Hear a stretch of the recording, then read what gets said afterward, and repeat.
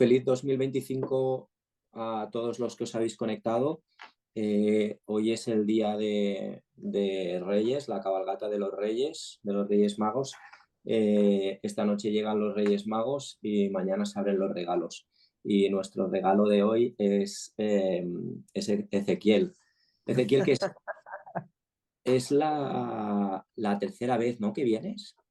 Sí, la tercera, exacto. Bueno, y no será la última, y no será la última. Eh, No, no, aquí estaremos. Vamos a hablar sobre tumores óseos benignos de la mano. Y nada, Ezequiel, para el pobre insensato que no te conozca, eh, preséntate. Bueno, y a ver, primero que nada, de vuelta, ya estamos entre amigos, pero gracias Sergi por la invitación. Yo soy cirujano de mano, trabajo en Buenos Aires, tenemos una práctica privada, trabajamos en la Universidad de Buenos Aires, en el departamento de anatomía, y después tenemos nuestra práctica privada, que es básicamente de microcirugía y reconstructiva y artroscopía de miembro superior. Así que bueno, nada, no mucho más que eso y quizás directamente empezar. El tema que tenía que hablar hoy es sobre tumores óseos benignos de la mano. Y es algo que uno tiende a subestimar bastante porque siempre es más llamativo poner tumores malignos, casos grandes con reconstrucciones y demás, pero esto es por lejos lo más frecuente y creo que probablemente uno de los tópicos que más tenemos que saber manejar, sin dudas. De los tumores óseos benignos, eh, hay que saber que el componente óseo, que los que tienen origen óseo en realidad, son los osteoides y los osteoblastomas, que hay tumores dependientes de cartílago, como el encondroma, el osteocondroma, el condroma parostal y el condroblastoma, y otros tumores de origen desconocido, como son el tumor de células gigantes y el quiste óseo aneurismático. Estas son generalidades de oncología, pero sin embargo son claves en el manejo y en la comprensión de este tipo de tumores, incluso los tumores benignos. Por ejemplo, cuando vemos una imagen como la descrita por Enekin, como una imagen latente, que es la clásica imagen del encondroma, una lesión metafisaria que no compromete la fisis, que no invade corticales, bien delimitadas, es completamente distinta a la que vemos a la derecha cuando vemos una imagen que ya tiene un afinamiento cortical mucho más grande, con un márgenes no tan claros y ya tocando la fisis, como podemos ver en los quistes óseos simples o aneurismáticos, o en algunos tumores de células gigantes o en osteoblastomas. Y ni hablar cuando vemos imágenes que ya invaden la cortical, a veces comprometen partes blandas y pueden comprometer además la epífisis, como pueden ser en los tumores de células gigantes y en el quiste óseo aneurismático. Y en esto creo que vamos a ver y empezar a entender los principios de tratamiento en esto. Primero, ahora vamos a ver tumor por tumor, pero primero entendamos algunos principios de tratamiento de las cosas que podemos hacer frente a estas lesiones. La número uno, y probablemente la más frecuente por ejemplo, en algunos encondromas, como veíamos recién, en imágenes latentes, inactivas, que son un hallazgo muchas veces, es la observación, es el control esporádico de la aparición de dolor, el control de radiográfico de crecimientos o de signos, y no mucho más que eso. La aspiración y la inyección, que se indican en algunos tumores como los quistes óseos simples, pero sin dudas la más frecuente de todas en los tumores óseos benignos de la mano es el curetaje intralesional, con o sin injerto, relleno de injerto, como son en los tumores de células gigantes, osteoblastomas, en los quistes o en los encondromas, cuando ya son lesiones de carácter más activa o agresivas. Las reconstrucciones se reservan para tumores más grandes o más invasivos, como pueden ser los osteocondromas o las tumores de células gigantes. Ahora aquí, ¿qué es lo que nosotros sabemos con respecto a la coadyuvancia local? Este es un trabajo publicado en el JBJS, nada menos que de Domenico Campanache. Campanachi, y que muestra y que es interesante que en este tipo de tumores, la terapia coadyuvante no tiene ningún resultado y que de hecho probablemente el factor de control más importante es una adecuada resección de lo mismo. Hay gente que o se estila muchas veces en ortopedia oncológica por ser un método invasivo, poco invasivo y sencillo, es no injertar, sino colocar cemento, cemento con antibiótico, y en general lo que se sabe de eso hoy en día es que se puede hacer como alternativa. Sin embargo, cuando estamos en las proximidades, sobre todo en tumores que tienen compromiso epifisario, uno tiene que ser mucho más cauto porque puede generar daños condrales y eventualmente artrosis en esas articulaciones. Ahora vamos con el primer tumor de benigno óseo de la mano, que es algo que uno tiene que tener muy, muy presente porque es infrecuente, pero es muy, muy traicionero. Todos sabemos que los osteomastoides es casi en ortopedia general, que es el tumor que se alivia con aspirina y que duele por la noche, y que muchas veces inclusive que la aspirina puede ser el tratamiento de este tipo de tumores. En la mano, lo que quiero que recuerden de esto, que son tumores que se caracterizan por la presencia de un dolor y un edema inexplicable en una determinado, generalmente en los dedos o a veces en la muñeca, en el escafoides. Es el edema y un dolor que no le encuentran la lógica porque la articulación está perfecta, los ligamentos están estables. Miren la presencia de esto. Obviamente las imágenes, sobre todo tanto la radiografía como la tomografía, pueden mostrar la presencia clásica del nido. Y recuerden que se denominan osteomaosteoides cuando son menores a 1 centímetro y osteoblastomas, porque histológicamente son iguales, cuando son mayores a 1,5 centímetros. Pero recuerden, en la mano, además del dolor nocturno y el alivio con la aspirina, la presencia de edema inexplicable es una de las consideraciones que uno tiene que tener en cuenta. Como sabemos, el osteomastoide, por ejemplo, en la cadera o en otras articulaciones, hoy en día se trata con radiofrecuencia. Es muy raro que haya necesidad de sacar un osteomastoide en forma con cirugía abierta. Sin embargo, en la mano, por los riesgos de lesiones neurovasculares, no está recomendada la radiofrecuencia y sí está indicado el curetaje. Las tasas de éxito de la resección son muy, muy altos, pero sin embargo tiene que tener un dato muy importante cuando haga esto. Es la planificación de la cirugía y el segmento a resecar. ¿Por qué? Porque, por ejemplo, si uno entra y esperando que esto sea un tumor gigante, que no lo es nunca, y no está bien orientado quirúrgicamente en la planificación, uno se encuentra con que no sabe el tejido que puede haber, que puede sacar, perdón, y puede resecar un tejido que no contiene el osteomastoide. Y parece un error muy pavo lo que estoy diciendo, pero es algo que uno tiene que tener muy en cuenta. Entonces, si tienen que operar este tipo de pacientes, que son tumores realmente chiquitos, tienen que ser muy meticulosos con la resección. Esto es como sacar un cuerpo extraño. A veces es mucho más fácil sacar un pedazo de vidrio grande que sacar un pedacito chiquitito, chiquitito, porque es difícil de encontrar en la cirugía.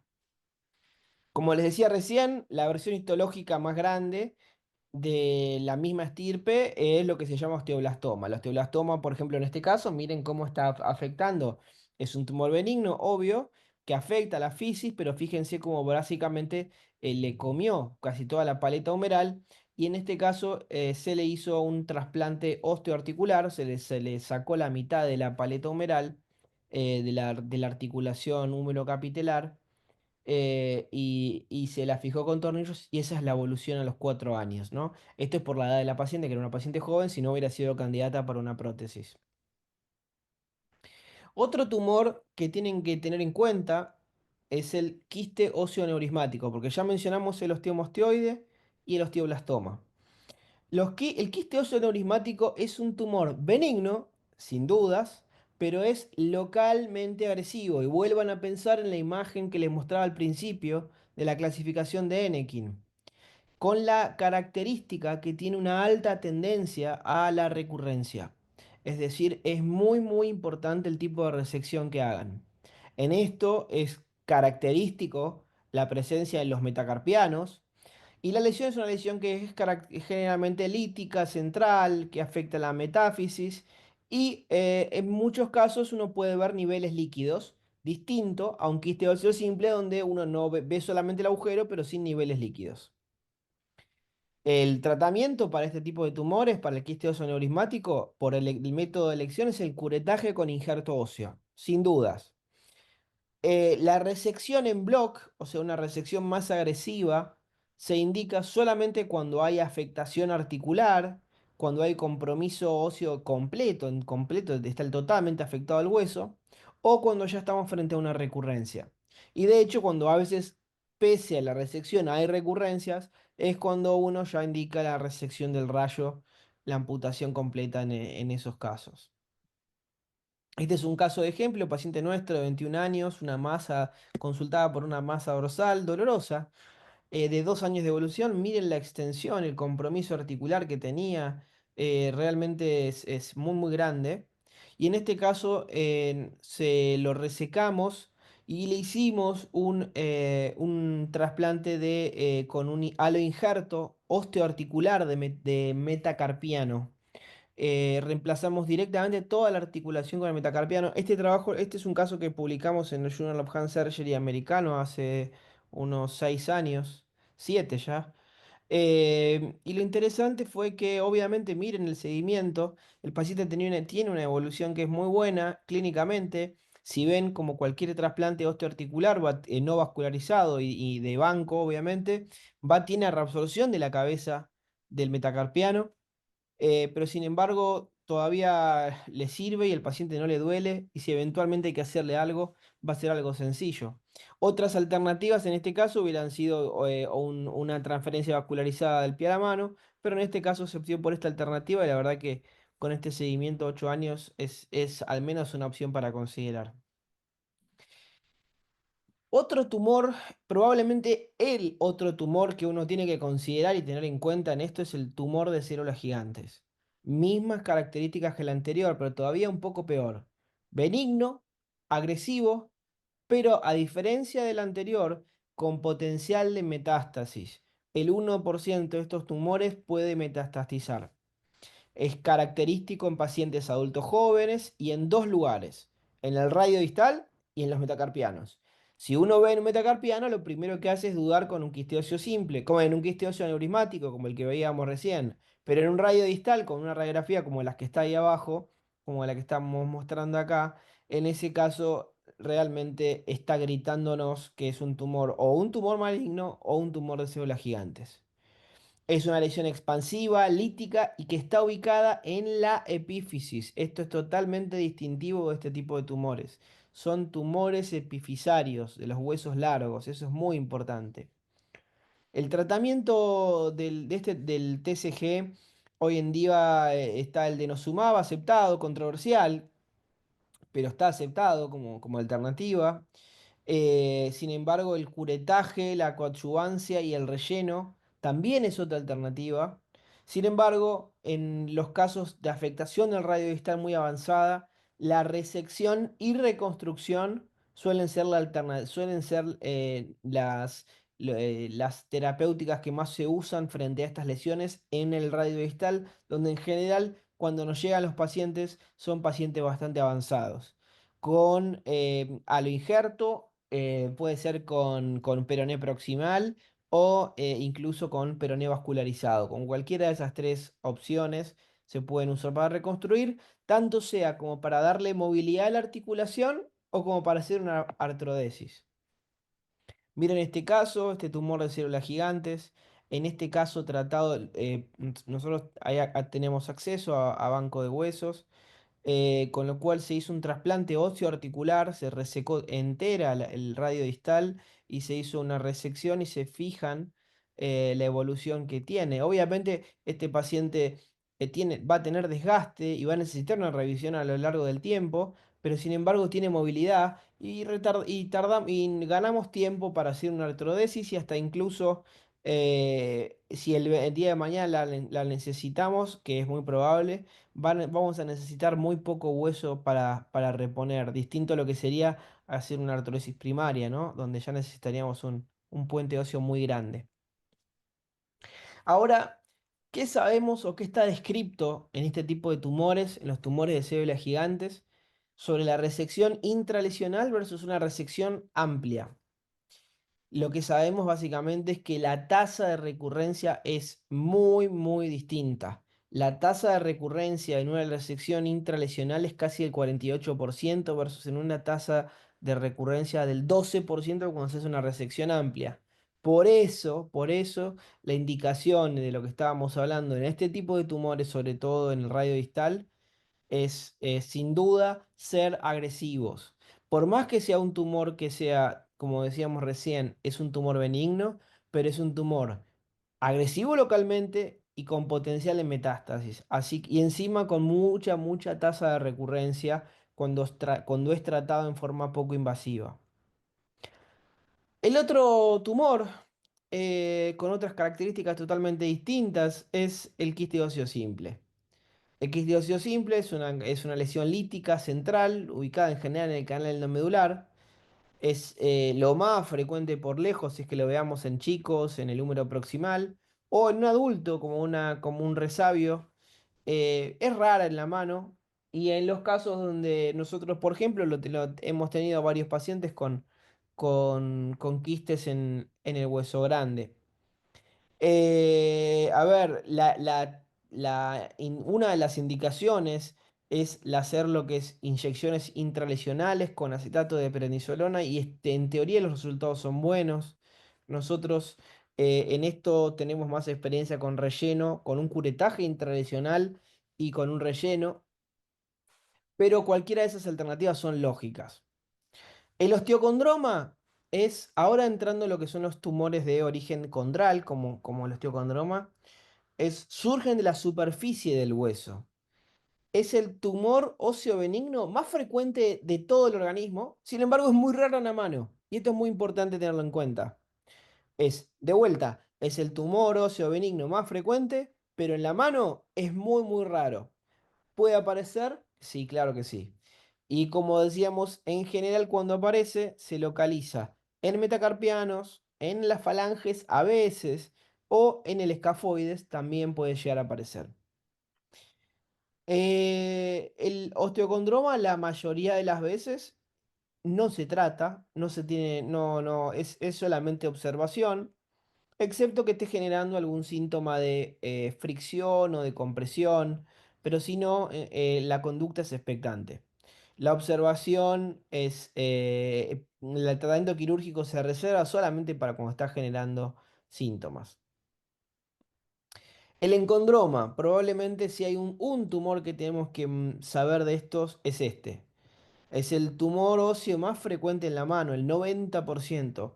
Hasta nosotros trabajemos en un centro de altísima complejidad o en un centro, de medicina general, vamos a ver en algún momento este tipo de tumores. Es un tumor condrogénico que tiene una cavidad a nivel de la diáfisis o metáfisis. Y en general son lesiones centrales, definidas, radiolúcidas y que puede o no tener calcificaciones internas. En el encondroma podemos ver, pensando de vuelta, en el inicio de la charla, en la clasificación de Enekin puede ser una imagen latente, focalizada, como un islote central y definido, pero también puede ser como una imagen activa, donde está afinada la cortical y donde uno dice a este paciente lo toco fuerte, agarra algo fuerte y se fractura, y que de hecho es un motivo de consulta bastante frecuente es el hallazgo incidental, ¿no? Sobre todo en pacientes jóvenes o con una fractura patológica. El dolor mecánico en este tipo de tumores es muy raro. Cuando ustedes estén con un paciente con este tipo de lesión que además tiene dolor, siempre, siempre, siempre por precaución y que no tenga una fractura, ¿no? Obviamente, porque si se fracturó es una charla distinta, pero cuando el dolor es espontáneo sin fractura, lo que hay que pensar y descartar es la presencia de que no tenga un condrosarcoma. Porque es muy difícil, incluso con histología, diferenciar los condrosarcoma de bajo grado de los encondromas como estos, ¿no? Donde tiene afinamiento cortical, donde tiene imágenes de calcificaciones intralesionales y edema y demás. A ver, por ejemplo, en este caso, a ver, tratamientos y alternativas de tratamiento para esto son múltiples. La observación en un paciente cuando es un hallazgo, inyecciones de cemento óseo con fosfato, está descrito, nosotros no lo usamos, la verdad. Nosotros cuando lo optamos para tratarlo, lo que hacemos es un curetaje intralesional y un relleno óseo. En general lo usamos injerto local, no usamos injerto ni de banco, ni usamos injerto, o sea, de tomado de radio distal. O si hace, o si es necesario, podemos usar de banco chips, pero en general usamos autoinjerto.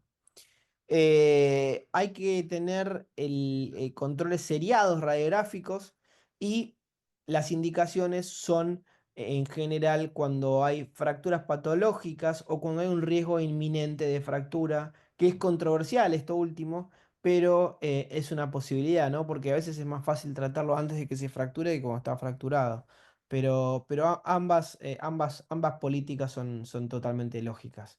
Miren, este caso este es un caso bastante atípico por lo agresivo. Este es un paciente que había sido tratado un tumor en encondroma, operado y recidivado 2 veces, con lo cual en este caso, fíjense, tenía realmente es un agujero muy muy grande que le ocupaba casi toda la diáfisis y prácticamente toda la falange.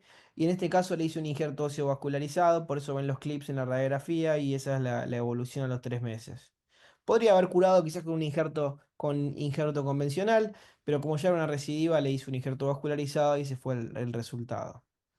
Respecto a las recurrencias en encondromas de 21 pacientes a 9 años de seguimiento, esto es muy interesante, 3 recurrencias, 7 indeterminadas. Con lo cual es muy importante tener esto en cuenta porque esta publicación nos está mostrando que aún en tumores que son realmente que uno los banaliza mucho, como el encondroma, la tasa de recurrencia existe y es bastante alta. Con lo cual uno tiene que explicárselo al paciente desde el punto de vista tanto médico como médico legal también. Las dos cosas son importantes y avisar que aún en este tipo de tumores la recidiva puede pasar. ¿Qué complicaciones puede tener? La malignización. Raro, ¿no? Lo mencionábamos recién en los tumores de células gigantes, pero un encondroma solitario es prácticamente anecdótico, y probablemente si es así es porque nos estamos confundiendo con un condrosarcoma de bajo grado. Pero cuando estamos frente a una enfermedad de Olier que tiene condromatosis múltiple, en esos casos es totalmente distinto. En estos casos la tasa de malignización puede ser de hasta un 30%, con lo cual la conducta en esto obviamente necesita una guía no con necesariamente con un ortopedista oncológico, pero sí con un oncólogo para ir controlando todas las lesiones en forma muy cercana. Así que a modo de resumen, para no hacerlo muy largo, pero vimos los tumores más frecuentes benignos y hay que acordarse que cuando las lesiones son latentes, inactivas, asintomáticas, como los veíamos en algunos encondromas, la conducta va a ser la observación. En otras lesiones, donde como los quistes óseos simples, donde son tumores localizados en el número proximal y demás, la aspiración e inyección puede ser una alternativa totalmente razonable. Que el curetaje intralesional y el relleno es la respuesta correcta para casi todos los tumores sintomáticos o con riesgo de fractura eh, en la mano, para todos los tumores benignos, sean tumores de células gigantes, quistes osteoneurismáticos o incluso los encondromas con indicación quirúrgica. Y la resección sin reconstrucción para los osteocondromas y con reconstrucciones más complejas, ya sean con vascularizadas o no vascularizadas, para los tumores de células gigantes, que como decíamos recién, es la recomendación, son las resecciones amplias por la alta tasa de recurrencia que presentan. Así que bueno, esto es todo. Muchas gracias. Muchas gracias, Ezequiel. Estoy totalmente de acuerdo que al final son la patología más frecuente, ¿no? Dentro de los tumores y creo que hay que, hay que tener estos conceptos muy claros porque luego es verdad que eh, pues hay que aplicarlos en muchas ocasiones y muchas veces se ven errores que creo que es de conceptos básicos que luego sí que pueden llegar a complicar un poco la situación. Entonces, ha habido una cosa que me parece muy importante, que lo has dicho al inicio y luego lo has repetido un par de veces, pero creo que sería importante diferenciarlo, ¿no? Una cosa es que la lesión o el tumor sea benigno y otra cosa es que el comportamiento localmente pueda ser agresivo. Es decir, un tumor benigno se puede comportar de forma agresiva. Eso es un concepto que ha de quedar muy claro, ¿no? Sí. Em, Luego, otra de las cosas que, ya hablando un poco de tumores en concreto, eh, un poco por experiencia personal, por cosas que han ido, pues cada uno tiene, ¿no?, sus experiencias con el osteoma osteoide. eh, Creo que no lo has comentado, pero la prueba diagnóstica de referencia es el TAC, ¿no? Yo recuerdo un paciente que vino a consulta que le habían hecho una resonancia magnética, un paciente que había dado 1000 vueltas y tenía una resonancia magnética informada como normal y de verdad que tú mirabas la resonancia y es muy difícil a veces identificar según qué osteomas osteoides en resonancia magnética. Entonces, yo es un consejo que le doy a la gente, en aquellos pacientes que los pacientes tienen la clínica que ha comentado Ezequiel, ese dolor que muchas veces es un dolor inexplicable, ¿no? Que parece como eh, un dolor que es como no sé, es inexplicable el dolor injustificado, ¿no? Tú dirías que podría ser incluso injustificado. Si te vienen con una resonancia normal o tienes que pedir una prueba, yo creo que la prueba ideal es pedir un TAC, porque el NIDUS se identifica perfecto en el TAC y a veces en la resonancia no sé si Es, te ha pasado en alguna ocasión. Totalmente de acuerdo. Es más, no llegué a tiempo para agregar la imagen, pero tengo un caso muy interesante que es lo que dice Sergi recién, que tiene un osteomastoide en el escafoides. Tan es así que me lo derivaron, les cuento la anécdota, pero me lo derivaron como una enfermedad de Prazer. ¿Por qué? Porque tenía tanto edema por el tumor que parecía en la resonancia, tenía todo el hueso con cambios en T2 como si fuera edema intraóseo, como si fuera un fenómeno vascular. En la tomografía que se pidió después, uno veía claramente el nido localizado que eran realmente la causa de esto. Con lo cual, sin dudas, para los osteoide, para ese tipo de lesiones, la tomografía es por lejos el estudio. A veces la radiografía ayuda, pero sin dudas que cuando son pequeños, los osteomas osteoides en la mano son, es más, tomografía e incluso si tienen la posibilidad de de usar tomografías de tipo con BIM de alta calidad, son todavía mejores, más útiles. Fenomenal. Mira, en el chat ya has respondido a alguna pregunta, pero para que todo el mundo pueda tener acceso a la información, te pregunta Diego González, ¿cuándo planteas, que creo que es una pregunta muy interesante, ¿cuándo planteas hacer una biopsia previa a la cirugía? Mira, puntualmente, cuando es una pregunta clave la que está diciendo Diego, en general, mira, cuando tengo dudas, por ejemplo, a ver, te voy a dar casos puntuales. Cuando tengo una imagen con un encondroma, con dolor, con imágenes de calcificaciones intrafocales, cuando tengo alguna imagen así, puedo tomar una biopsia. En un encondroma estándar nunca tomo porque generalmente lo asumo con un encondroma y lo trato en consecuencia en un tumor de células gigantes, o cuando sospecho en un tumor de localmente agresivo, como decíamos recién, en las variantes que pueden ser o quiste óseos aneurismáticos o tumor de células gigantes, que son imágenes que son benignas, pero son localmente agresivas, ahí siempre también tomamos biopsia porque, por ejemplo, en el TCG, muchas veces puede necesitar coadyuvancia y nos cambia el plan terapéutico si es un tumor de células gigantes o es un quiste óseo aneurismático. Entonces, cuando son imágenes de aspecto benigno, pero localmente agresivos, lo biopsiamos con la excepcionalidad de los encondromas, porque es muy frecuente encontrar un encondroma que tenga afinamiento cortical y una fractura patológica, donde en esos casos donde tenemos, cuando hay claridad de que es ese escenario, en general lo tratamos directamente sin biopsia preoperatoria. ¿Quiste óseo aneurismático también lo biopsias? A ver, si yo lo veo claro, no. Si yo lo veo una resonancia con una imagen clara, es decir, una imagen central, grande, con niveles claros, te diría que no haría falta, puedo tratarlo directamente. Pero muchas veces cuando el paciente nos llega, viene con una imagen grande, metafisaria, con mucho edema, sin niveles tan claros, por un tema de prolijidad y demás, sí, porque no quiero pasar por alto por ejemplo, un TCG. De vuelta, no se parecen, pero hasta desde un punto de vista médico-legal es importante nosotros en ese punto sí diferenciarlos. Bueno, de hecho, biopsiarlo sí que lo biopsias, Sí, eh, sí, sí. claro, de una forma excisional, ¿no? Exacto, exacto, exacto, exacto, sí.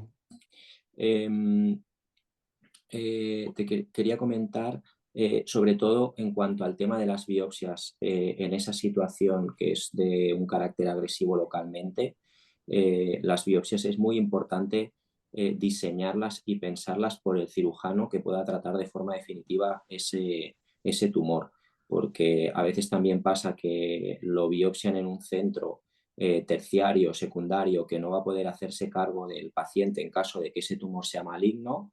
El diseño no es por el cirujano definitivo, entonces hace una biopsia a veces en una localización que no es la adecuada.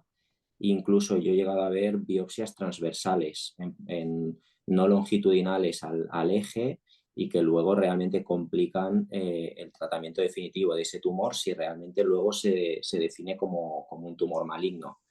Entonces, Sí, eso es totalmente. Creo que otra charla que podemos dar otro día es sobre lo que son los principios del manejo oncológico en ortopedia, que quizás eso es lo que está diciendo vos, Sergi, va de la mano de eso. Es decir, uno no tiene que tratar un tumor si no está dispuesto, digamos, biopsiarlo ni analizarlo, si uno no puede hacer el manejo que viene subsiguiente. Siempre, a ver, desde cosas elementales, desde evitar la expresión en este tipo de tumores por riesgo de diseminación, en el tipo de incidencia, en la adecuada hemostasia, en evitar incisiones transversales. Son principios de manejo oncológico, pero que también aplican para este tipo de cosas. Una biopsia mal hecha puede condicionar toda la terapéutica. Eso ni hablar. Y respecto, bueno, acá ahí Germán está preguntando si usamos fenol. No, la realidad es que hoy en día no estamos usando fenol. Por lo menos nosotros, a ver, hay algunos tumores que pueden tener una indicación de usar fenol, que como puede ser cuando uno hace con un curetaje con relleno, para algunos tumores agresivos localmente como los TCG o los condroblastomas y demás. Lo que pasa es que la realidad es que hoy en día nosotros para ese tipo de tumores hacemos resecciones amplias, con lo cual no vamos tanto para el uso del fenol. En general no lo usamos como coadyuvante. yo el fenol lo he utilizado al final por costumbre en los encondromas, eh, fenol al 5%, para intentar disminuir esa tasa de recidiva o de recurrencia, pero sí que es verdad que no hay una evidencia científica fuerte que lo defienda. Pero bueno, al final eh, yo hago dos tandas de 45 segundos en el que dejas el fenol dentro de la cavidad y tampoco es nada complejo y bueno, pues siempre puede colaborar. Eh, ya que hablamos de los encondromas, te quería hacer una pregunta que eso siempre surge en el club. Han presentado varios encondromas y siempre pues cada uno sigue un poco su pauta. Hay bastante controversia sobre si eh, hace falta injertarlos o no y qué tipo de injerto, eso ya lo has comentado. Y luego yo te quería preguntar sobre el tema de la síntesis. En el tema de las falanges y los metacarpianos, asociados al injerto, hay muchas personas que ahora con el uso de los tornillos endomedulares y las placas y demás, lo sintetizan asociado al tratamiento. Yo en general no los tiendo a sintetizar y sorprendente, es muy sorprendente el buen resultado clínico que tienen los pacientes incluso con fracturas. Entonces te quería preguntar un poco qué es lo que tú hacías y un poquito eso. Sí. Eh, yo soy quizás un poco agresivo en la indicación del uso de injerto porque me siento más tranquilo rellenándolo, pero soy muy poco, yo no los instrumento nunca, nunca. En general no les pongo placa ni le evito todo tipo de osteosíntesis y les permito, trato de permitir movilidad precoz con el injerto mismo, pero no me gusta instrumentarlos porque todos sabemos que cuando son, a ver, sobre todo cuando son tumores que te afectan que te afectan corticales y demás, si uno empieza a poner placas, muchas veces le vas a terminar limitando, o sea, placas que vas a tener que sacar después, le va a limitar la movilidad al paciente. La realidad es que yo lo trato de evitar a toda costa. Son tumores benignos, con lo cual lo que les decía recién, asumo que la tasa de recurrencia puede existir, uno lo saca, ya se da cuenta enseguida por el tipo de material que tiene. Yo lo relleno, la verdad es que pese a que tenemos el injerto de banco disponible, usamos mucho injerto de radio distal porque nos lleva 5 minutos sacarlo, es rápido, es efectivo y se incorpora bien. Así que, y la verdad que la morbilidad es muy baja. Así que la verdad es que no, es que esa es un poco la conducta nuestra, pero instrumentarlos no. Y le dejamos movilidad precoz dentro de lo posible, ¿no? Porque es como decías vos, la realidad es que muchas veces por tratar a estos pacientes terminamos nosotros con nuestra terapéutica limitándole la movilidad a un paciente que incluso antes no la tenía afectada. Yo he visto pacientes tratados por incidentalomas, tumores en condromas que se diagnosticaron, que tenían cero dolor y buena movilidad y fueron tratados quirúrgicamente y terminaron peor de lo que estaban antes de la cirugía. Así que hay que ser muy cuidadoso con lo cual uno le recomienda al paciente, sobre todo con estos tumores, ¿no? Sí, bueno, y lo mismo un poco viniendo al hilo de lo que estás comentando, a veces es verdad que como cirujano, cuando ves esa debilidad cortical, incluso asociado en algunos encondromas, que ves esa debilidad cortical, incluso pacientes que se presentan con fracturas patológicas, un poco por tu tranquilidad, decides inmovilizar al paciente más tiempo del necesario. Y, Totalmente. y realmente es que sí, por lo menos en mi experiencia es innecesario, porque los pacientes, si tú los dejas mover rápido, el resultado funcional es buenísimo y de eso realmente no depende que Sí, haya más o menos recurrencia. Entonces, mm, sí, hay que ser agresivo en eso. totalmente. Yo lo único recaudo que hago, Sergi, por lo menos es cuando son en las falanges, yo me gusta usar férulas en extensión Ujú. porque, porque siempre prefiero que queden con cierto grado de extensión, que es más fácil que recuperen el cierre, pero que no queden con contracturas en flexión los dedos. Entonces, si uso algún ferulaje, o sea, en forma intermitente durante el día, siempre es en extensión y que se lo saquen y cierren. Pero Pero, férula es por un tema del aparato extensor, no exacto, porque el problema es si tiene cierta tendencia a la flexión es por el aparato extensor, no exacto. por el aspecto óseo. No, exactamente. Mira, yo te Ahí quería... Juan levantó la mano, Sergi. Está con la mano levantada Juan ahí. Hola, era para hacer una consideración sobre las biopsias de los encondromas. Y es que muchas veces esas biopsias suelen ser peligrosas para el corazón del ortopeda, porque en algunos casos, cuando haces la biopsia del encondroma o cuando viene con una biopsia de un encondroma, histológicamente no es fácil diferenciarlo de un condrosarcoma de bajo grado.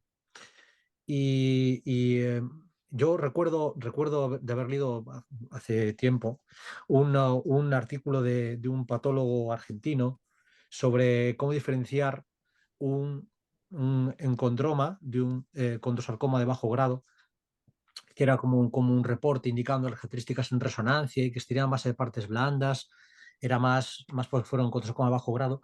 Y eso viene a colación de que yo creo que en los encondromas, si la resonancia está clara y el diagnóstico está claro con la resonancia, pues, y no de erosión cortical, debe pretenderse eso y tomar la menor muestra posible. Porque Yo en algún paciente he tenido el mandado la muestra y me he quedado con el diagnóstico que no podía diferenciarse la característica histológica de uno del otro y le he tenido que hacer la batería de pruebas de diagnósticas porque, claro, la diferencia es abismal entre un diagnóstico y el otro. En un condroma simple, me refiero, no en un Allier. Entonces, Mm. bueno, una tontería que quería recalcar porque si encuentro ese paper lo pondré en el grupo, pero que era súper interesante porque hablaba sobre el diagnóstico de la patología patológica en los, en los tumores en general del aparato locomotor. De todas maneras, yo aquí voy a mencionar a Roberto Vélez, que es el cirujano oncólogo para mí de referencia, porque es el con el que aprendí. Me acuerdo que cuando yo empecé siempre le hacía preguntas con pacientes y demás, y él me acuerdo que un día, en una situación parecida a la que tú comentas, Juan, hablamos de un condrosarcoma de bajo grado y me dijo, bueno, Sergi, tú no te compliques porque el tratamiento es el mismo, curetaje súper, súper, súper exquisito, igual que lo harías en un encondroma, toma de muestras para anatomía y al final lo que cambia es, y en algunas ocasiones, la adyuvancia, pero el acto quirúrgico como tal es el mismo. O sea que bueno, que a veces lo digo para intentar simplificar y que la gente, pues sobre todo, como decía Ezequiel al principio de la charla, pues tú puedes hablar sobre si injertarlos o no injertarlos, sobre sintetizarlos o no sintetizarlos, sobre si adyuvancia o no adyuvancia con fenol y demás, pero lo más importante para disminuir la recurrencia es ser súper exquisito con el curetaje. Eso es en lo que tienes que realmente tardar un buen rato y bueno, y emplear el tiempo. Es- Efectivamente. Exactamente, para mí pienso, creo que esto que está diciendo Sergi hay que hacer hincapié en esto, porque es lo mismo que en el manejo para mí es el mismo principio que aplica en la pseudoartrosis o en el manejo de pseudoartrosis o en el manejo incluso de las artrodesis. Es, ¿por qué pega una artrodesis? Porque está bien trabajado el lecho, independientemente de si lo fijamos después con clavijas, placa, tornillo, esto, si está bien trabajado el lecho, en general el resultado es bueno. En la pseudoartrosis pasa exactamente lo mismo. Si uno trabaja bien el lecho y demás, es el resultado bueno. En los tumores benignos, en los curetajes intralesionales, uno tiene que ser muy, muy meticuloso. Si uno es técnicamente meticuloso, el resultado va de la mano de esto. Después, si le pones fenol o no fenol, o le ponemos cemento, o argón, o miles de cosas que uno puede utilizar para esto, es como más anecdótico, ¿no? Pero por lo menos en los tumores benignos al menos digo. Pero creo que es muy importante tomarlo como una cosa delicada que uno tiene que hacer. Muy, muy buen símil, ¿eh? Me ha gustado este símil, me lo quedo, ¿eh? De, tumores de óseos benignos, pseudoartrosis y artrodesis. La verdad es que me ha gustado este, me lo apunto. Seguro que Juan lo utiliza en el próximo club. Eh, última pregunta y aprovechando que Abraham Marsal te pregunta, en tumores de células gigantes en radio distal muy agresivos y recidivados, incluso el injerto óseo, ¿qué opina de proponer amputación? Y asociado a eso, yo te quería preguntar sobre los injertos óseos osteocondrales, que imagino que son en fresco, ¿no? Sí, eh, el, Te quería eh, preguntar sobre ello porque en España es difícil poder hacer este tipo de injertos osteocondrales porque hay que tener una validación por el Sistema Nacional de Salud, no todo el mundo lo puede hacer, no todo el mundo tiene acceso a ese tipo de injertos óseos.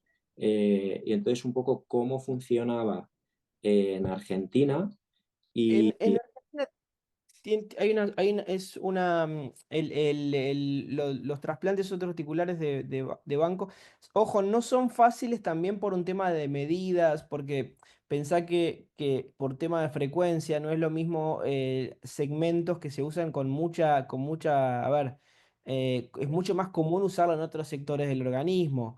Pero un radio, conseguir un radio o un metacarpiano es difícil, no es fácil, no es un hueso que cuando la gente que va a hacer resecciones la toma. Generalmente es un tejido que se descarta, con lo cual hay que pedirlo con mucha anticipación.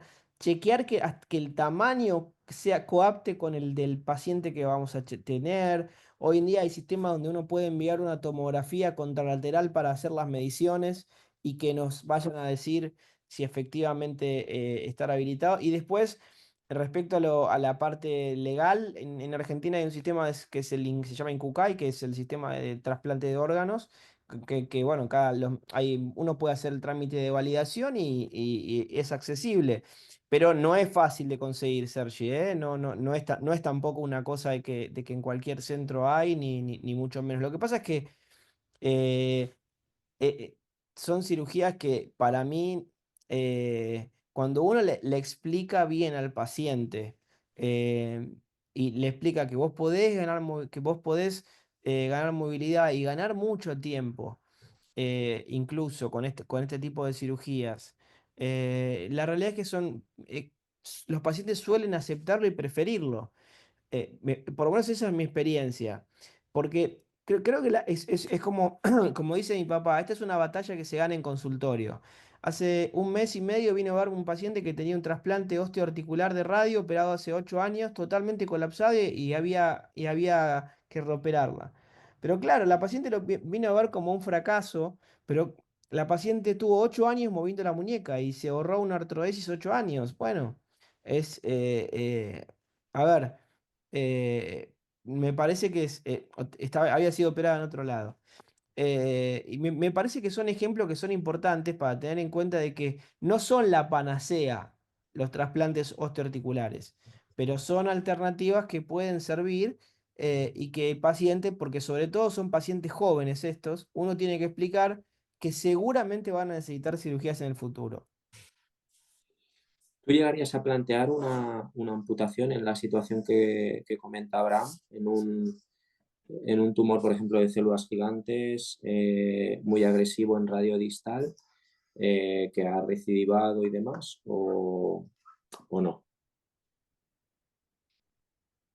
Mm, eh, No, nunca tuve el caso. Yo nunca, de amputar por un radio, no. Nunca me tocó, o sea, nunca tuve el caso de tener que, siempre hemos tenido tumores que son Campanachi 2 o 3, donde hay que sacar todo el radio, toda la muñeca y terminar en resecciones o artrodesis, pero amputar, no. Por gracias a Dios, todavía nunca. Todavía nunca, no. No, no, en general porque la resección, a ver. Cuando uno te toca el único caso que tuvimos había sido una recurrencia de una resección intralesional de un TCG y que cuando nos tocó lo tratamos con un trasplante osteoarticular, con lo cual, o sea, no funcionó el curetaje, que no estaba mal, simplemente fue menos invasivo y había un plan B, que era la resección en bloque, y fue lo que se hizo, pero amputar no. Obviamente, estos pacientes, cuando uno tiene un TCG, ni hablar que hay que hacer la consulta con un oncólogo para que el paciente tiene que tener una tomografía de tórax, tiene que estar estudiado por un oncólogo para descartar que no haya metástasis asociada y Ujú. demás. Yo he tenido un caso exactamente igual que el que tú comentas, una recidiva de un tumor de células gigantes en 2 ocasiones y que al final se hizo un injerto osteocondral de radio distal y yo colaboré en el aspecto de que había hecho una pseudoartrosis del injerto óseo y hicimos un corticoperióstico para conseguir la unión del injerto, digamos, al hueso nativo.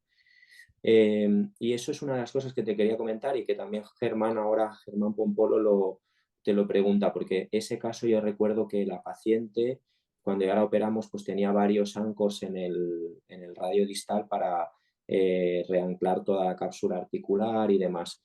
Te pregunta Germán si cuando haces este tipo de cirugía reconstruyes algún aspecto ligamentario. Sí, esto es muy importante. Primero en lo preoperatorio y después en lo intraoperatorio, Ger. En lo preoperatorio es cuando uno pide al banco de tejidos esto, hay que pedir el hueso con que se mande con ligamentos. Porque si a uno te mandan el hueso pelado, pelado, después es muy difícil reconstruirlo. Es mucho más fácil cuando uno te lo mandan con el tejido remanente. ¿Se entiende lo que digo? Es decir, como Sí, cuando te sí. mandan la cabeza de un... Bueno, y después lo otro es, hay que hacer reanclajes ligamentarios, obviamente no con la aspiración de un anclaje anatómico, esto es desde ya, pero además de la fijación de que el radio tiene que quedar en compresión,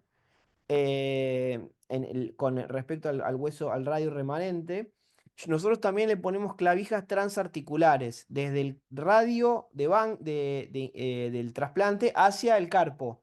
¿Por qué? Porque son pacientes que tienen mucha tendencia después a hacer traslación cubital del carpo.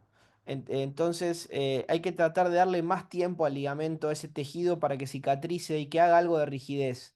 Entonces, o sea, en respuesta a tu pregunta es sí. Tratamos de primero pedir que lo manden con ligamentos, segundo, repararlos y tercero, reforzarlo además con clavijas transarticulares para darle más tiempo, porque si no, no suele alcanzar. Así que bueno, espero responder la pregunta. Vale, fenomenal. Pues en principio has resuelto todas las dudas que yo tenía, también todas las del chat.